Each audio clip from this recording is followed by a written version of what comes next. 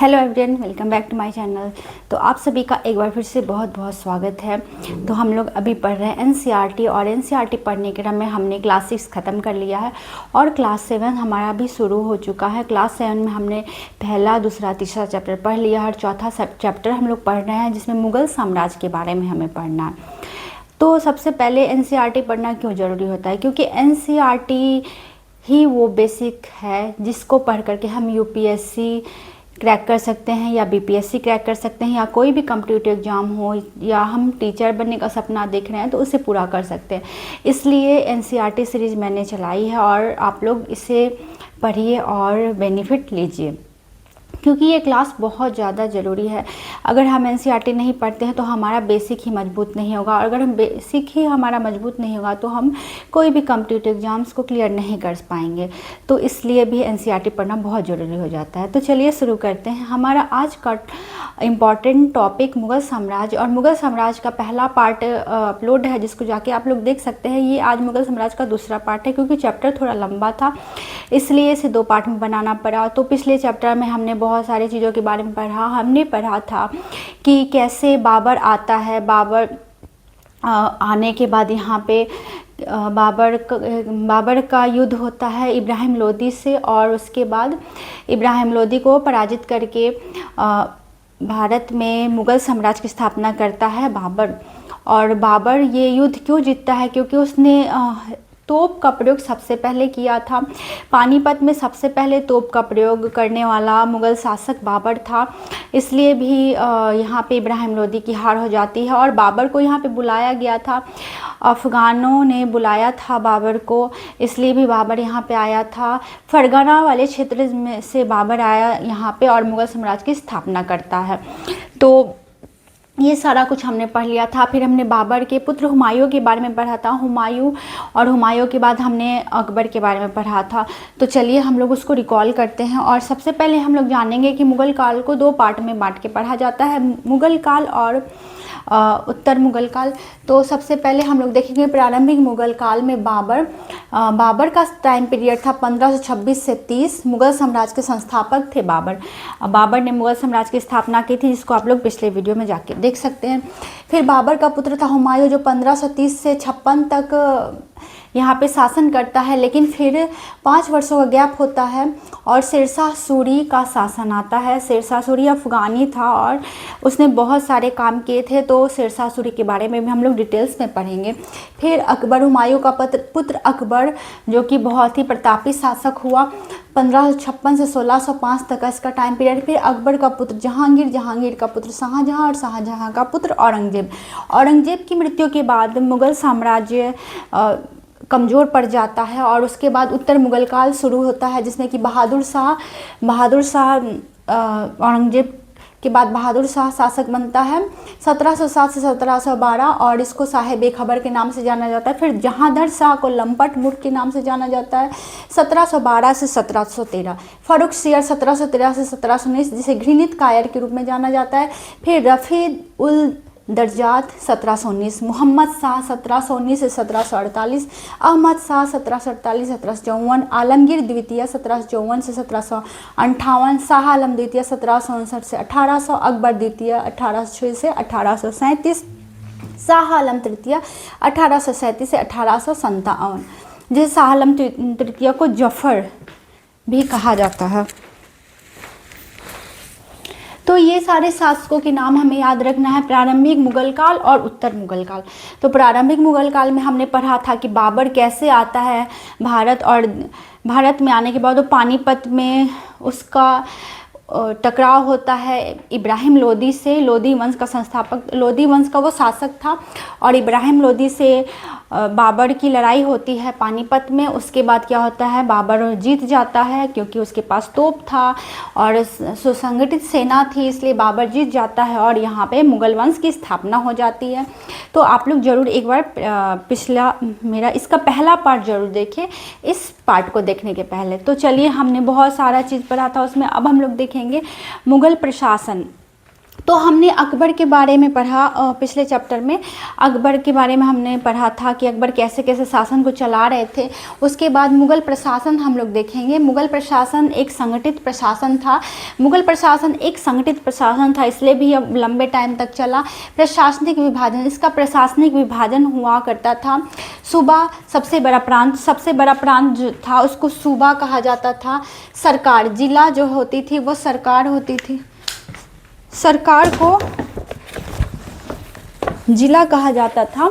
और परगना उपजिला होता था। चलिए फिर से देखते हैं। सूबा सबसे बड़ा प्रांत जो होता था उसको सूबा कहते थे, जिला को सरकार बोलते थे, उपजिला को परगना, और गांव सबसे छोटी इकाई। तो ये प्रशासनिक विभाजन था, इसलिए प्रशासन का हर एक आदमी अपना काम करता था। सूबा हो गया सबसे बड़ा प्रांत, सरकार, जिला, परगना, उपजिला और गाँव सबसे छोटी इकाई। प्रमुख अधिकारी, इसके प्रमुख अधिकारी हुआ करते थे अधिकारी और उनके कार्य। वजीर प्रधानमंत्री को कहते थे। दीवान राजस्व वाले व्यवस्था को संभालता था।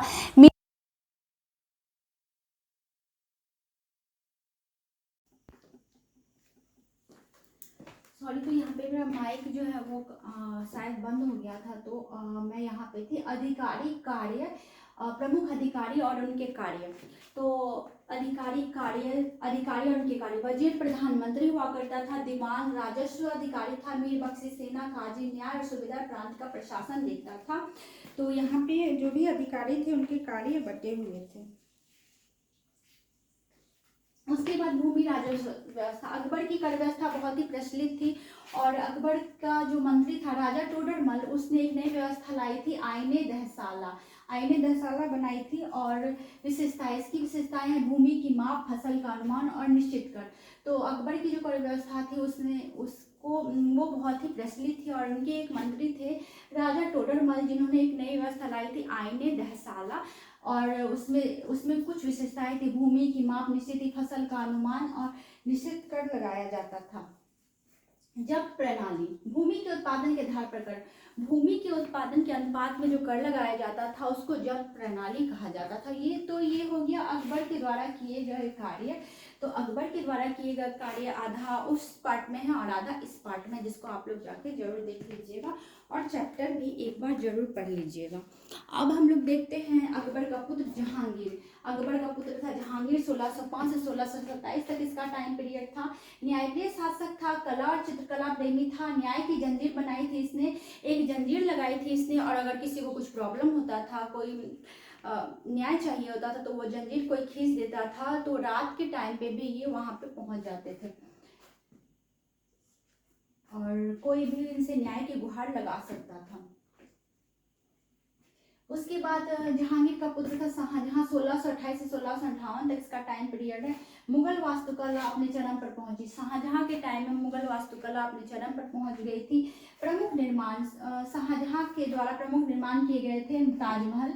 मुमताज महल, इन्होंने अपनी पत्नी मुमताज महल की याद में ये ताजमहल बनवाया था। ऐसा कहा जाता है सफेद संगमरमर से बना था, जो कि अभी भी प्रेम के प्रतीक के रूप में देखा जाता है। आगरे में स्थित है और इसे बहुत लोगों ने देखा भी होगा।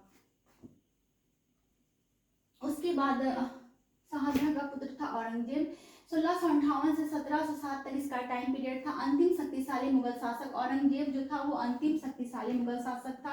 साम्राज्य का सबसे बड़ा विस्तार इसी ने किया था, दक्षिण भारत तक विजय। औरंगजेब बहुत शक्तिशाली शासक था। क्योंकि चैप्टर 7 में हमें सबके बारे में थोड़ा थोड़ा पढ़ना है, तो इसलिए हम लोग यहाँ पे अभी थोड़ा थोड़ा पढ़ रहे हैं। इसके बाद जो वीडियो आएगा इसका डिटेल्स आप लोग को मिलेगा इस सभी शासकों के बारे में। तो इसके सामने समस्याएं क्या थी? औरंगजेब के सामने लगातार युद्ध हो रहा था, विद्रोह, आर्थिक संकट, ये सारी समस्याएं थी औरंगजेब के सामने। और औरंगजेब की मृत्यु हो जाती है। लगातार युद्ध हो रहा था, विद्रोह हो रहा था, साम्राज्य बट रहा था, और धीरे धीरे औरंगजेब की मृत्यु हो जाती है और धीरे धीरे साम्राज्य इधर उधर बिखर जाता है। और उसके बाद मुगल साम्राज्य जो है वो पतन की ओर जाने लगता है। मुगल सेना, अब यहाँ पे हमने देख लिया औरंगजेब की मृत्यु के बाद क्या होता है, मुगल सेना का पतन होने लगता है, मुगल सेना कमजोर पड़ जाती है और उत्तर मुगल काल स्टार्ट हो जाता है। अब हम लोग देखेंगे मुगल कला और संस्कृति। तो मुगल कला और संस्कृति जो थी वो चित्रकला, संगीत, साहित्य, वास्तुकला को बढ़ावा दिया। मुगल काल में चित्रकला, संगीत, साहित्य, वास्तुकला को बढ़ावा दिया जाता है। मुगल चित्रकला फारसी और भारतीय कला का मिश्रण था।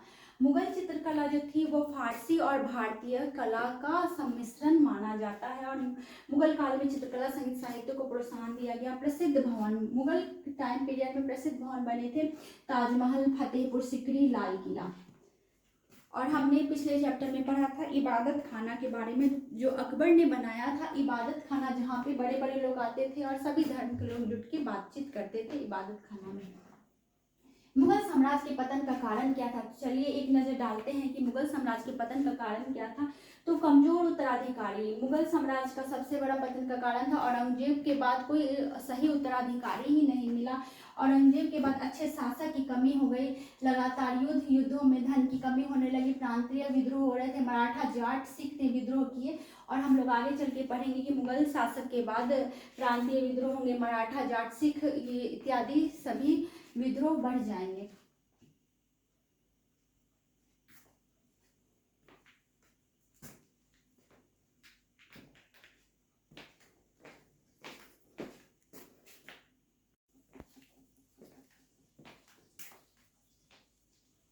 तो हमने देखा कि मुगल साम्राज्य का पतन का क्या कारण था। तो उत्तराधिकारी सही नहीं मिल रहा था, प्रांतीय विद्रोह हो रहे थे, लगातार युद्ध हो रहे थे, ये सारा आर्थिक संकट, कर व्यवस्था कमजोर हो गई थी, ये सारा कुछ मुगल मुगल के साम्राज्य के पतन का कारण था।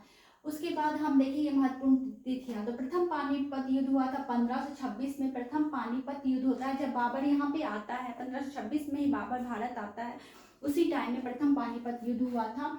और अकबर का शासन शुरू होता है 1556 से। अकबर का शासन शुरू होता है। ताजमहल निर्माण 1632 में ताजमहल का निर्माण हुआ था।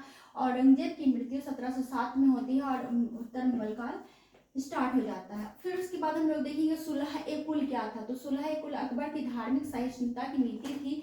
अकबर ने धार्मिक सहिष्णुता की नीति बनाई थी, उसको सुलह ए कुल का नाम दिया गया। तुजुक बाबरी, बाबरनामा, बाबर ने तुर्की भाषा में अपनी आत्मकथा लिखी थी, उसको तुजुक बाबरी का नाम दिया गया है।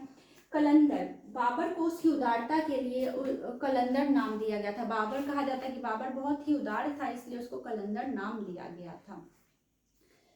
तो आप लोग इसका एक स्क्रीनशॉट ले लो।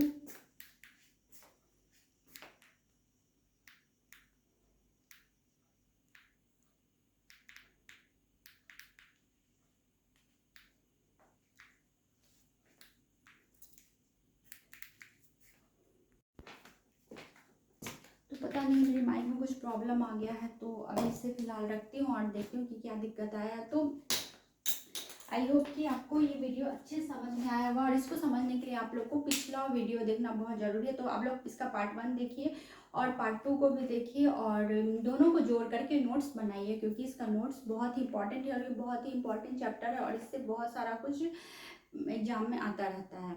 और मुगल साम्राज्य में हमें बहुत सारी चीज़ों को याद रखना है, जैसे प्रथम पानीपत युद्ध कहाँ हुआ था, कब हुआ था, तो ये सारा कुछ आप लोग रिवाइज कीजिए, स्क्रीनशॉट इसका एक बार ले लीजिए। और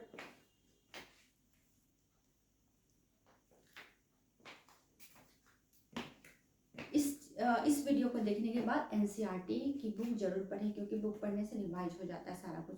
तो आई होप कि आपको ये वीडियो अच्छा लगा होगा। अगर अच्छा लगा होगा तो चैनल को सब्सक्राइब करना ना भूलें और वीडियो अगर पसंद आता है तो लाइक करना ना भूलें। तो फिर मिलते हैं नए वीडियो में नए चैप्टर के साथ। तब तक के लिए bye bye, see you, good night.